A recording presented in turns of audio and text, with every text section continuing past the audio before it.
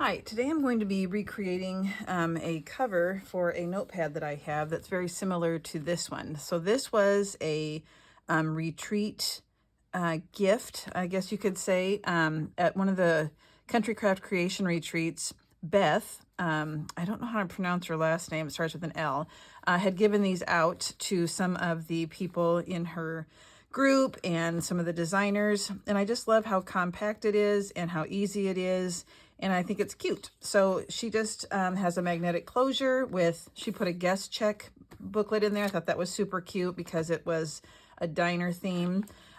She has an angled pocket, and then she just put a little tag in there telling a little bit about herself. Well, I don't think, it was about the retreat itself. So I wanted to recreate this, so I'm using hers as an example. I hope she doesn't mind. I'll let her know. And then she has a pen holder. I'm not going to use this pen holder. I'm going to do something a little bit different, I think. So her book is obviously going to be a little bit different size because my notebook is a little bit different size, and my theme is a little bit different. So let me show you what I found.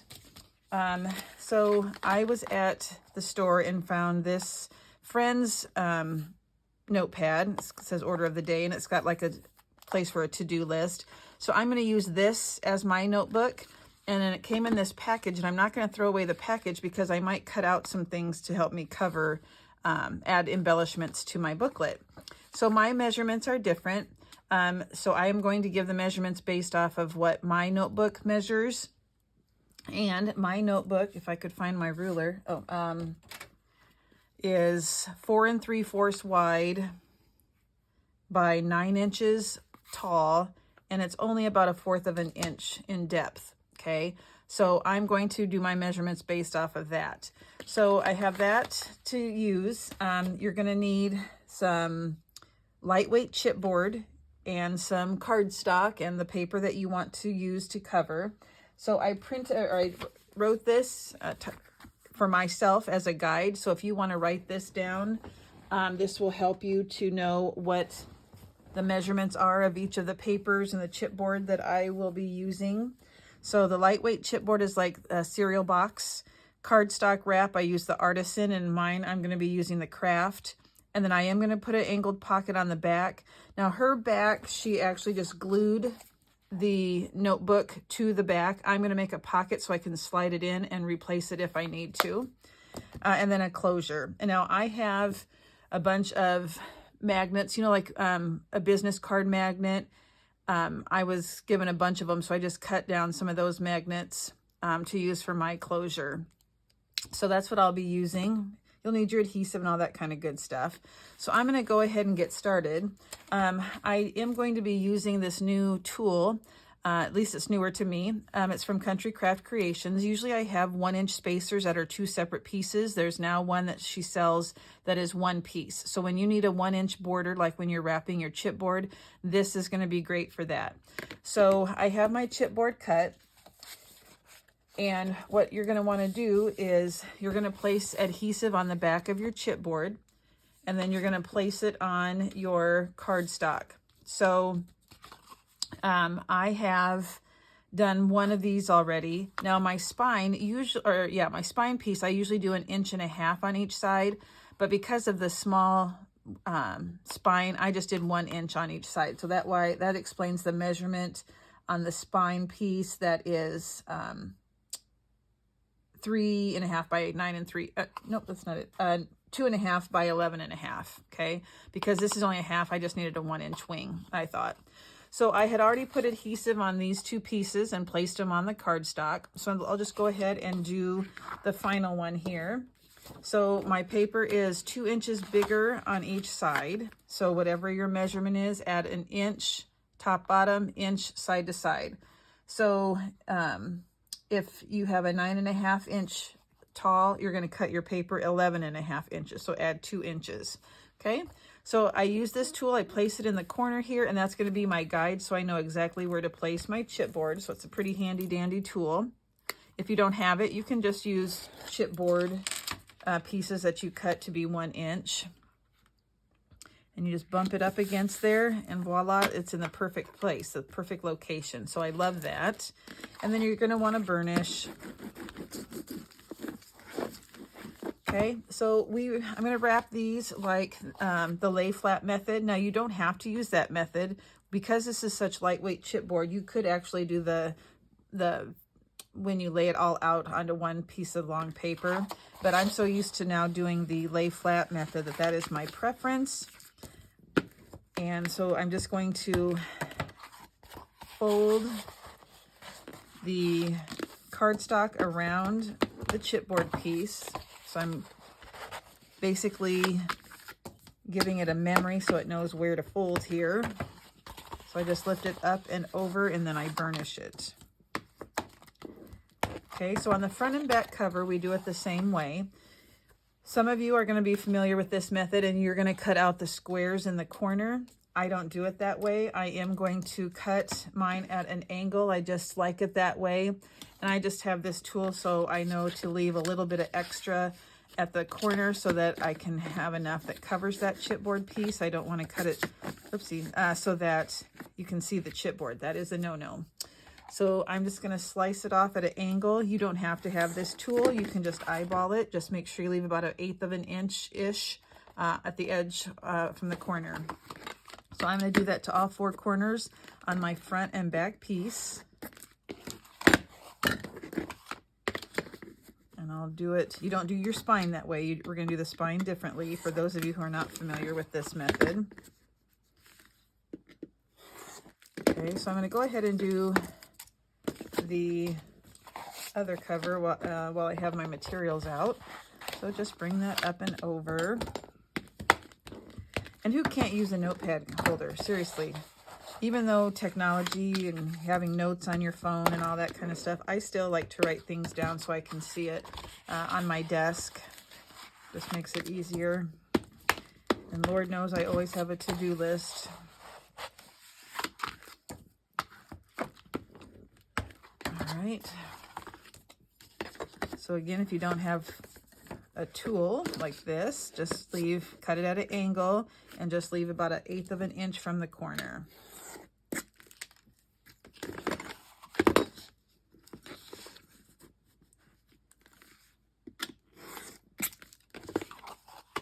We are going to need score tape. I'm going to be using a 1/4 inch score tape. I use more score tape probably on the cover just because I want it to be durable and last. All right. So I'm going to do the spine piece later. So I still use my score tape on the cover. And so I like to place the score tape on the perimeter of the chipboard piece and on the perimeter of the cardstock, like so. I just want to make sure it has a nice stick and that it is laying nice and flat. So this is the way I like to do it. And you're going to do the same to the other 9.5 by 5 1/4 inch piece.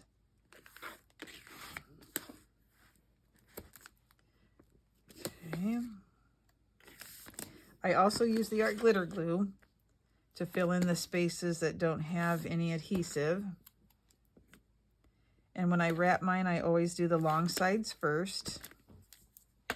Make sure you burnish your score tape so that when you take off the backing, the tape stays where it's supposed to. Okay, so like I said, I start with the long sides. So let's peel off the backing of your score tape. I do the sides also at the same time on the chipboard. Then I get my art glitter glue. And I've been using this new cap that I got from Country Craft Creations, and I do like it better. It's keeping it from getting clogged. So I'm going to go ahead and run a bead of glue up against the chipboard so that the cardstock has a nice, neat edge to it. And then I do fill in between the chipboard and the score tape. And when you bring it up and over, you want it to be nice and smooth. So I usually start in the middle and then just kind of fan my hands out to the edge.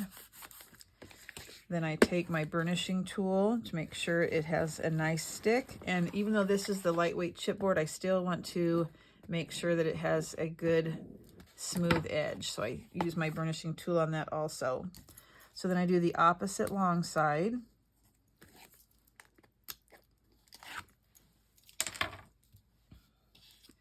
We're going to place our glue up against the chipboard. Oopsie. And fill in that empty space here. Bring it up and over. I start in the middle and then kind of fan my hand out to the edges just to make sure it's smooth with no ripples. Now I do have some glue kind of oozing out, so I want to just kind of lightly wipe that off. Some people do just take their dry wipe and just kind of use that as their burnishing tool. And then along the edge. So because I angle my corners, I do have to do a little bit of an extra step. It's nothing major. Those of you who are cut out the squares probably don't have to do anything like this, but I'm going to wrap the short ends, but there's a little bit of hangover because I wanted to cover the corner. So I'm going to push down and in with another burnishing tool I have, just to make sure that those stay in and I have a nice corner. So down and in, so it covers that corner. And then I can glue the short end. Again with the chipboard first, and then fill in the middle. I like to put my fingers here on those corners just to make sure they stay down.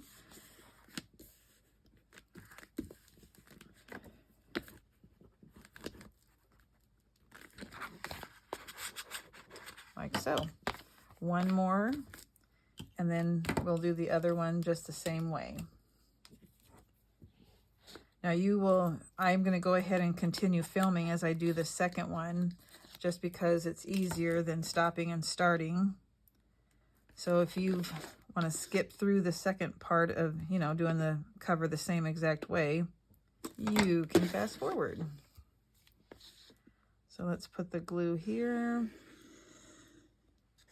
in the middle, hold down your corners, bring it up and over. Burnish. So look at how smooth and nice that is. Okay, let's repeat that. So if this is your first time in making a cover, it might be helpful to watch it a second time here. If you're familiar with it, go ahead and move on. Remember, we do the spine differently, so don't work ahead if you're not familiar with how to do the spine. I just think these would make a cute gift also. And they're going to be pretty quick to make, which is even nicer. And depending on what paper you use, they're going to have a totally different look. I'm using the coffee paper from Country Craft Creations called What's Brewing. I had one full sheet left and then just some scraps. So I want to use those. I don't want to waste any of that paper because I love it so much. I actually might be a hair short to cover the inside, but I'll find something to work. I might have to use a solid paper instead, but that's okay. I'll show you what I have left over in a second, because I made a couple other projects with that same paper.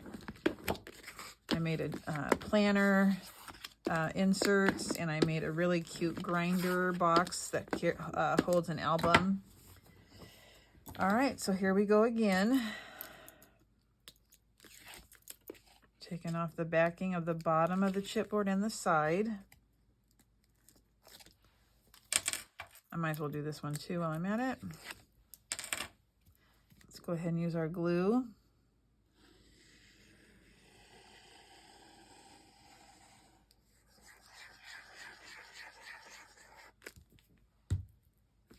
Up and over, smooth it out nice and neat, no ripples. You heard me say it before, I'll say it again, burnish, and don't forget the edge.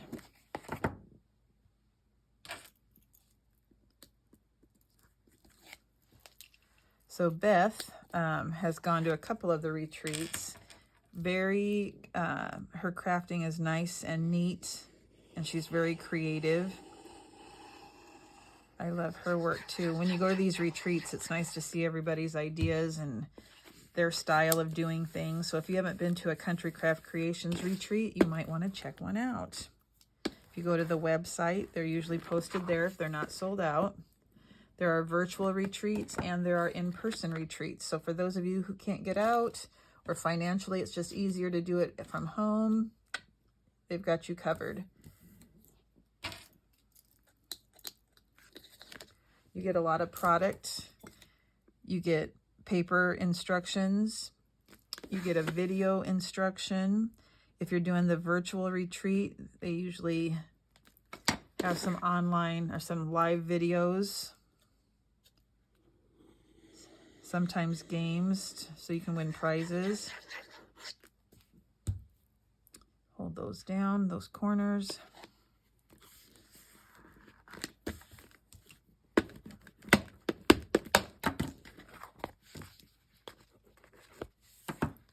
See, it goes pretty fast.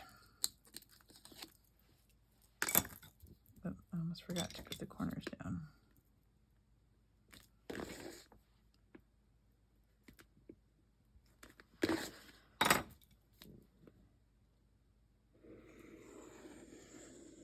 Now, because this is such an easy project, once you have the cover done, you're pretty much done, really. I mean, you have a couple other things to do, but not a whole lot.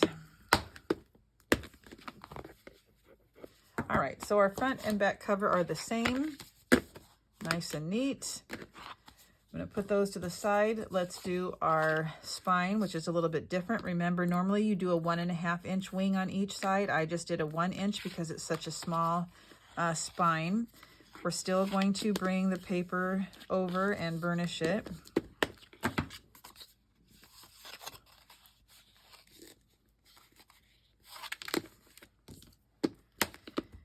And we still want to burnish the sides, so we're going to bring that up and over.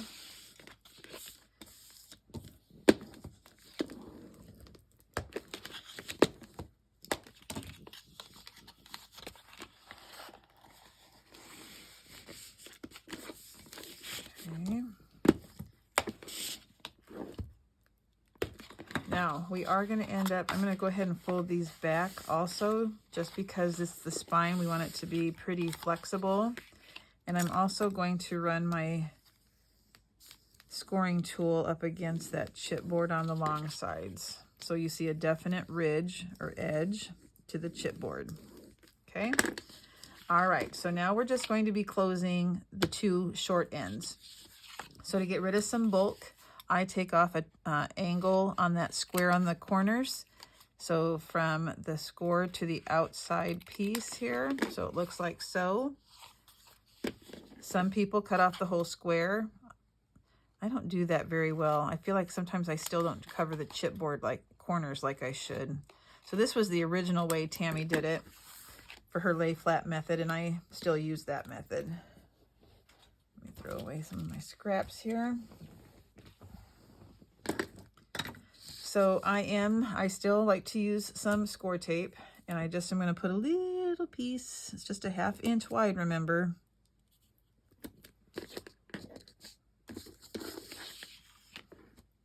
But we don't put any on the long sides.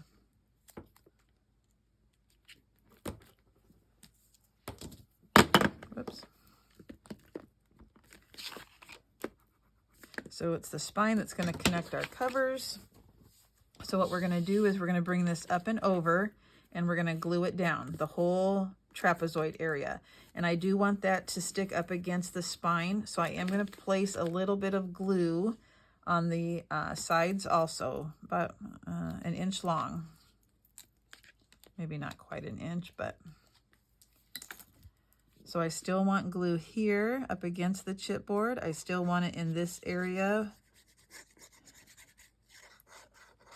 And I am going to put some on either side of the chipboard just so that that paper sticks real nice.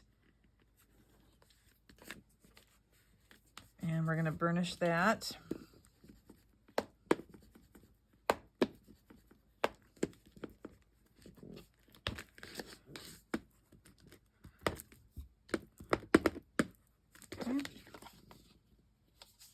leave that for a second and do the other end the same way.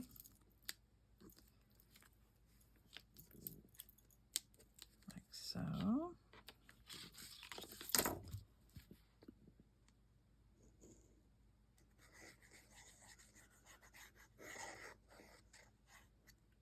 And a little bit on each side here.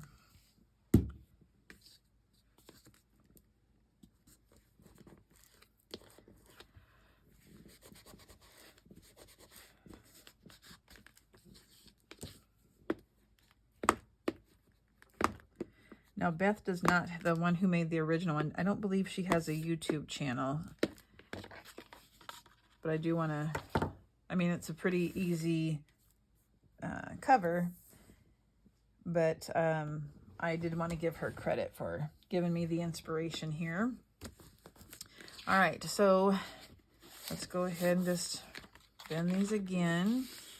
Now, we do need to get rid of the angle, taper it here so that you don't see it when we connect the book. So I'm just taking a slight sliver off here. You don't need a lot. Okay, so it's angled like so.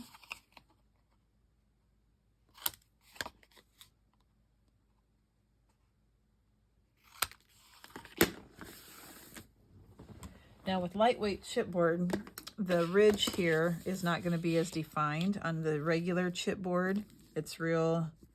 You're going to see a definite bump.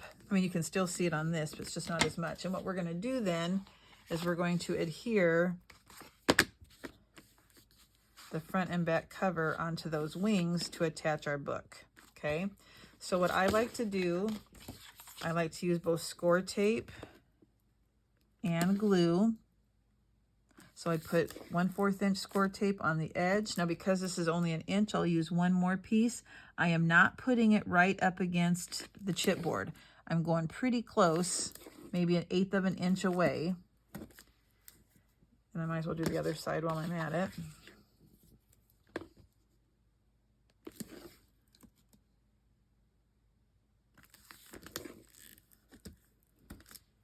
And one at the edge. So when I use a 1.5 inch wing on either side of the spine, I use 3 pieces of score tape. Burnish that down. And then I am going to fill in with glue. Now you got to be careful because you don't want glue to seep out on your spine. So I am going to put a little line of glue on the top of this piece of score tape just so I have a little wiggle room if I need to adjust it a little bit. So let me just make sure that it lines up well. Okay, yep.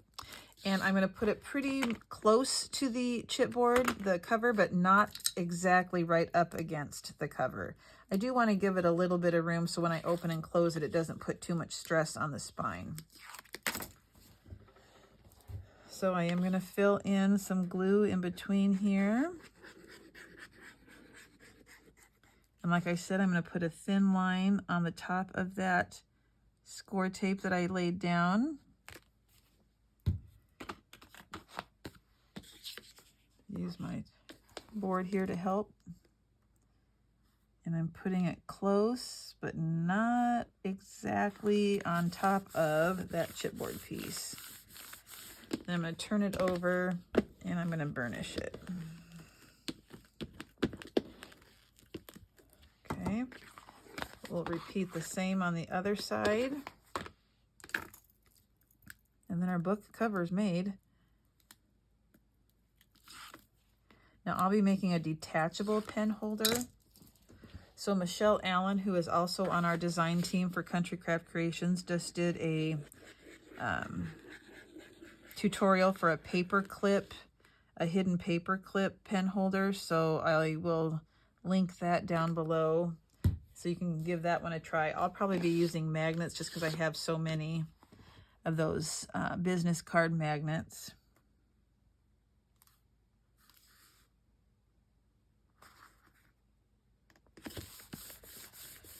Okay.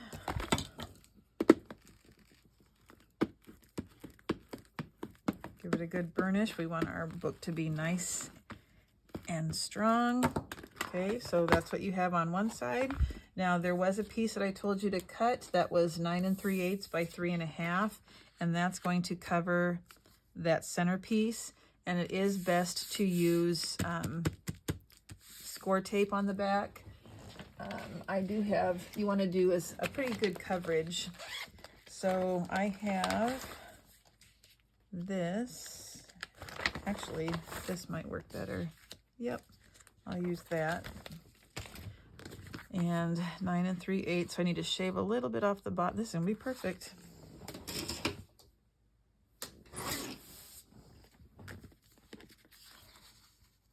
Well, what do you know? Yikes, that doesn't happen very often. All right, so let me put the score tape on the back.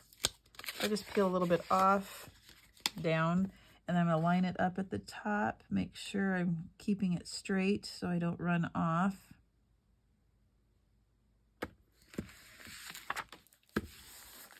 And yeah, I didn't lined up just right. Now, I do have just a hair of space, and I'm gonna put a little bit of glue there, just because I don't want it to lift. And you're going to cover up that middle piece there like so.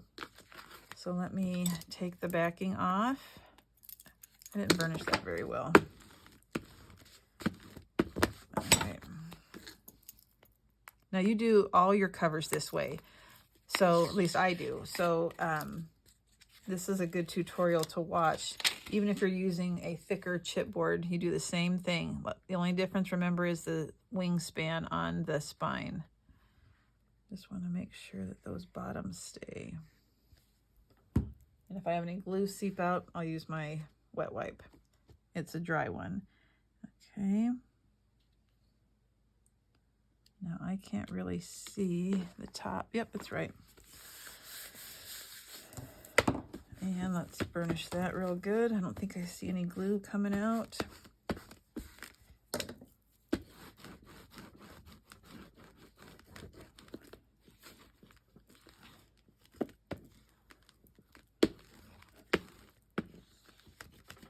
Okay, now I'm going to just let that dry for a second, but then I'm going to make sure that I can bend this where the chipboard is. I just like to make it, I guess it doesn't really have to dry. It was just the top and the bottom. So I'm going to slowly bring up my side here and just kind of use my bone folder to guide the cover.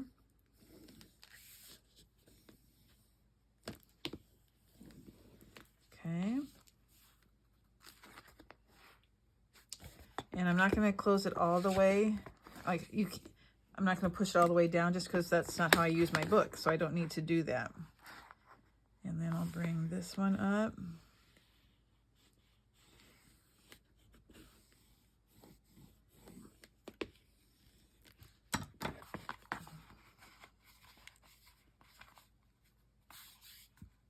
There we go.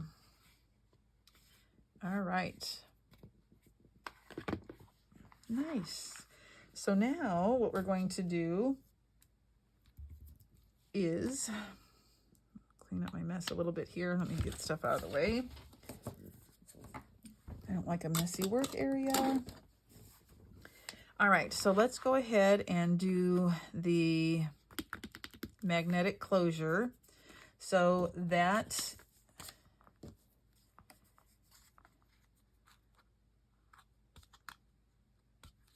I have two magnet pieces here that are 1 inch by 2 inches.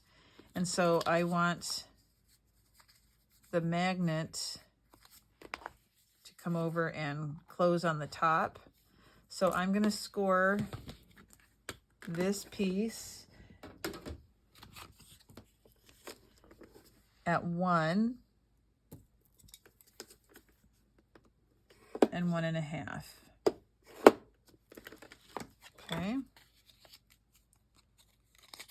And I'll go ahead and burnish those. And I want to make sure that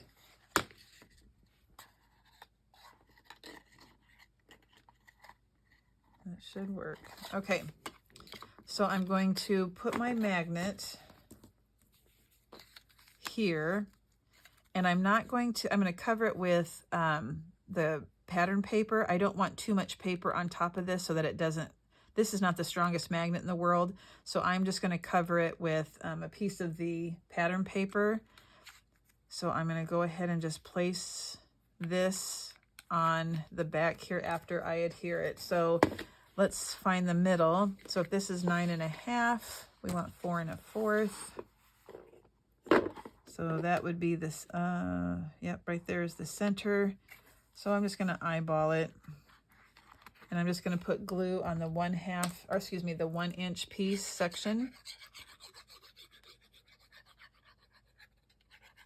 Don't be afraid to use plenty of glue here. And then I'm going to glue that right to the edge of the book.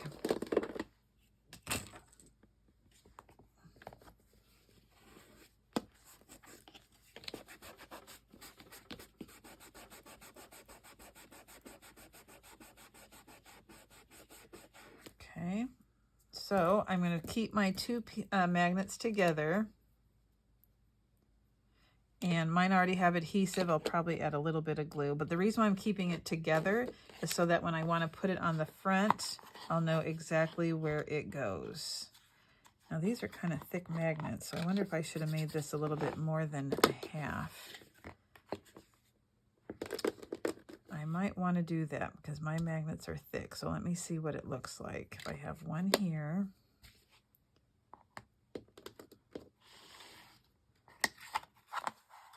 I'll just keep these together.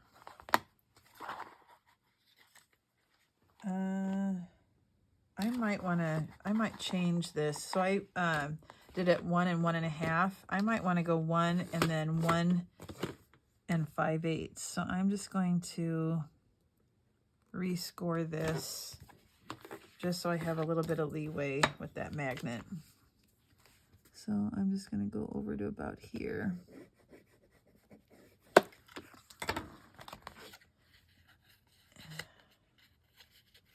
And I'll re-burnish that. Now this will be covered with pattern paper, so it's okay. Now I might have to trim my magnet though too.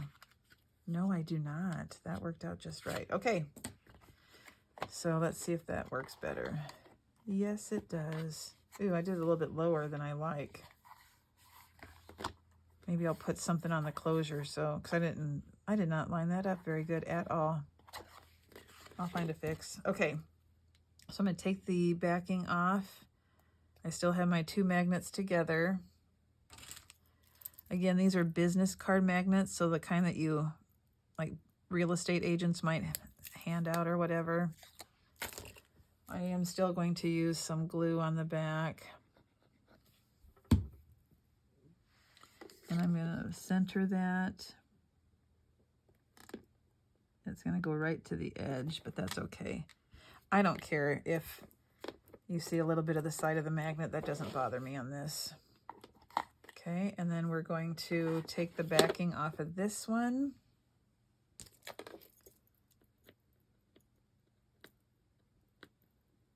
Maybe, there we go. And I am going to put some adhesive on that also.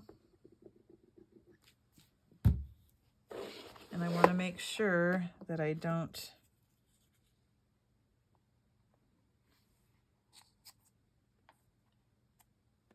I want it right there. So I'm going to push down a little bit before I try and separate the two magnets.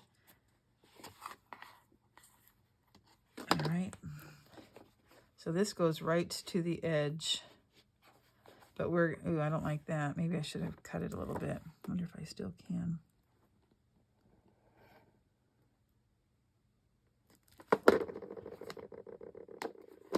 I don't want to cut through my board, but I think I don't want it all the way to the edge.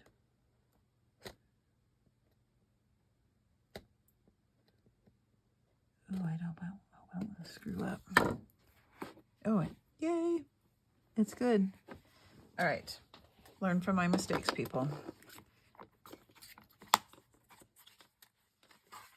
Okay, yeah, I'm going to have to put something here. I don't like how that is not centered. Okay, so now that that is done, I'll go back and cover this with pattern paper. Let's do the angled pocket on the front. So the angled pocket is your 5.5 by 6 inch piece.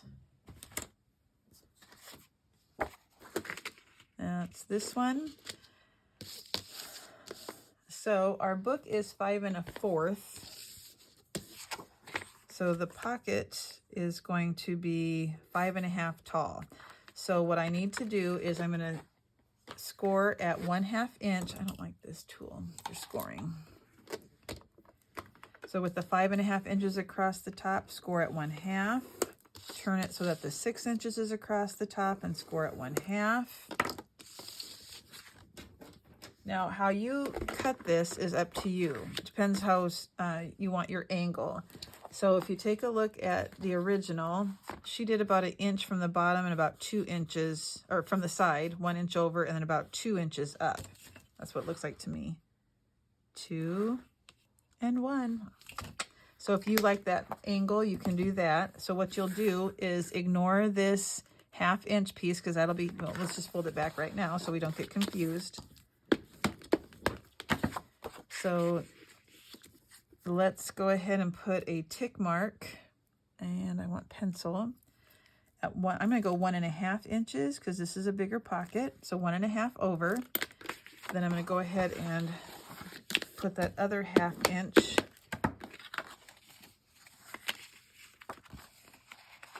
I'm going to go ahead and angle this right now. It's kind of getting in the way. So I'm going to take off the square in the corner at an angle.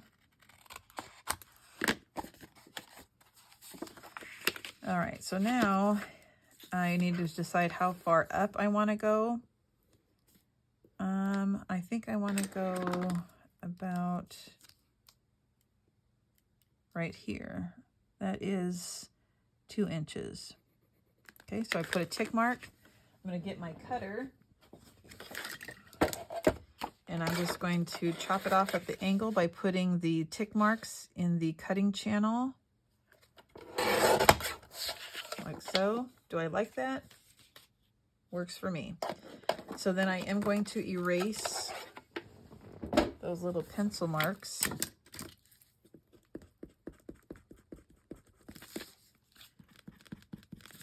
Okay. Now we didn't want it to be the full 5 1/4 inch wide because that gets in the way of closing your booklet. So then we're just going to glue that to the bottom. Like so. So you'll put glue on the side and the bottom. Well, oh, you know what? I do want to taper. Let's miter the edges here of that 1/2 inch here and here.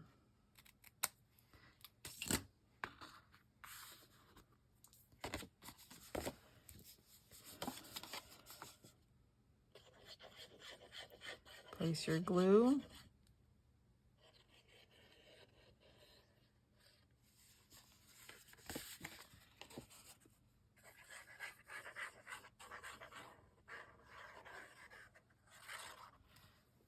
And let's line that up, bottom and side.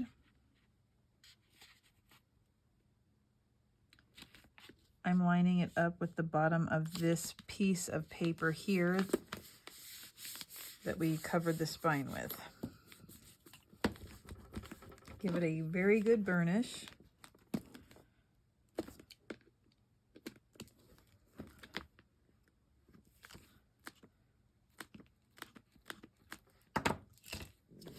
And that's all we're going to do there.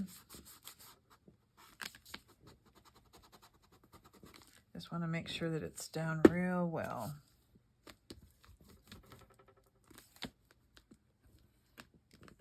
Okay. All right, so the only other thing I need to show you then is I want to be able to slide my booklet in so that I can replace it once it runs out. I think I bought another one of these. And so we just need to do a back pocket that this can slide into. So that piece was 6 1/8 by 7 1/2. Okay, so we are going to score so that it becomes 5 1/8 inches. Our book is 5 1/4. I don't want it all the way from one side to the other. I'm afraid it might get in the way when I'm closing my book.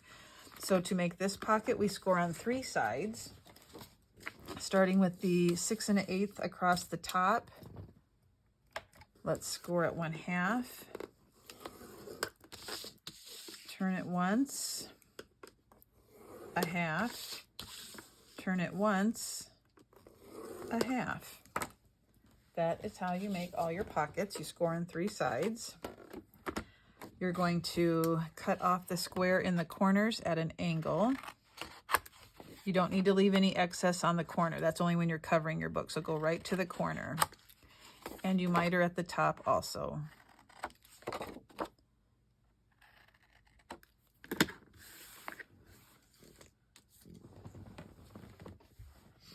Then you burnish.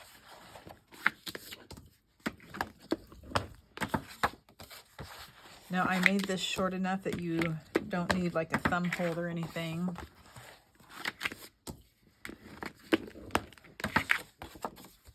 Okay, now the reason why we had to put our closure on first is because our pocket is going to cover that up. Okay, and I want to line it up more on the outside than the inside, if that makes sense. And we'll just glue that down like so. And you guys, that's all I'm going to do. I'm just going to now decorate, because I'm going to make a different type of pen holder. Like I said, I got to remember to link Michelle Allen. She's a creative operation on YouTube, and it's a hidden paper clip closure. I think I'm going to use more of my magnets and just, I don't know what I'm going to do. I'll play around with it and see. Okay, hold in your 2 sides and the bottom. Line it up.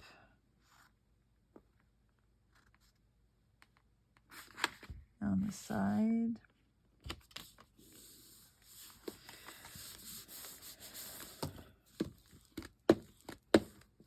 So you do have to make your pocket a little wider than your actual notebook. You want it to be able to slide in and out, but you don't want it to be too loose that it wiggles around in there either.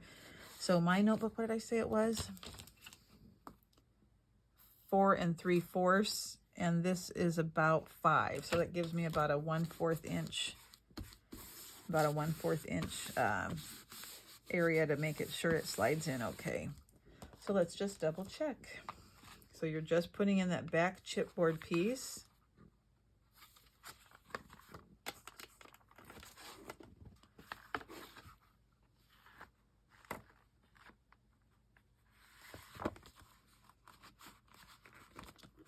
This is a thick piece of chipboard, like so. Ta-da! And then I have a little notebook to take with me.